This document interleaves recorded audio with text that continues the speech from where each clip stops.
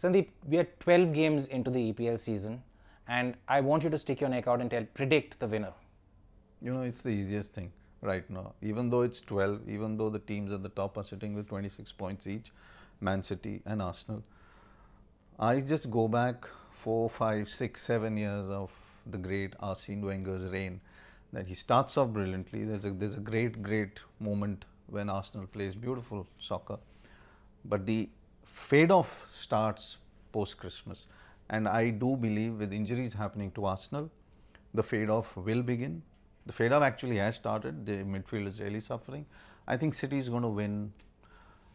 Yeah, by a mile. Let me put it that way. City is going to win by a mile. I think by the time this league finishes off, City would be 10 points ahead. But right now, I think City is tied with Arsenal at 26 points, right? And you also have Leicester and United, who are just 26 and I think 25 and 24 points respectively. Do you think they have a chance? I don't think Man United really has a chance. I think there's a lot of people might say a lot about, you know, United doesn't have the right players. Wayne Rooney is out of form for United. He's in form when he plays for England. But my question is, does United have a midfield? I don't think so. Does City have a midfield? If we go back, yeah, City has a good midfield. Arsenal has a good midfield, but the midfield is stuttering now. Ozil always will lose form by the end. I don't know what happens to him. Injury issues, perhaps. I think there are injury issues. I mean, they're having 2 or 3 injury issues now.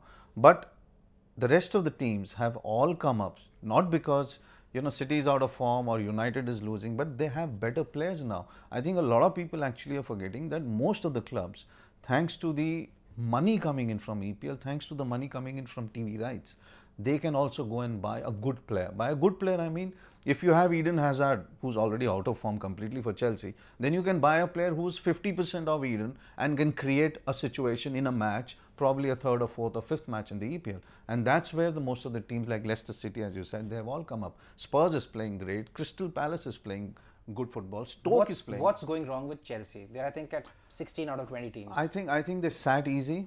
I don't know why. Mourinho is not that kind of a coach who can just sit. I think the board probably said, we're not going to spend money this season. But you still have to consider, you lost your first goalkeeper, Courtois. Courtois is out right from the second match. He hasn't played. Eden Hazard is completely out of form. Costa is a thug. But still, I mean, he's one of the best guys up front. He's completely out of form. There's nobody in that team except Willian who's actually playing football. How can you expect a team to win? If they can still avoid the relegation, it's a fantastic idea, or anybody with a great imagination would feel that Chelsea might be relegated. For a lot of Man U, Arsenal, City fans, they would love it. But I don't think they'll get relegated. They'll still come up, but they're not going to be in the top 4. I think the Champions League is out for Mourinho.